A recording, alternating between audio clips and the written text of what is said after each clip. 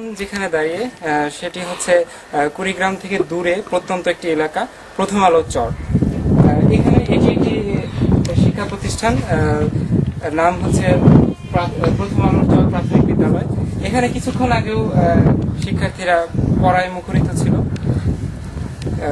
আশেপাশে গ্রাম, যেখানে কৃষক এবং জনগণরা গরু ছাগল পালন করে চাষাবাদ করে এখানে জীবিকা নির্বাহ করছে। কুড়িগ্রাম থেকে ঘুরে এসে মোহাম্মদ রাশিদুল ইসলাম, প্রথম আলো বন্ধুসভা।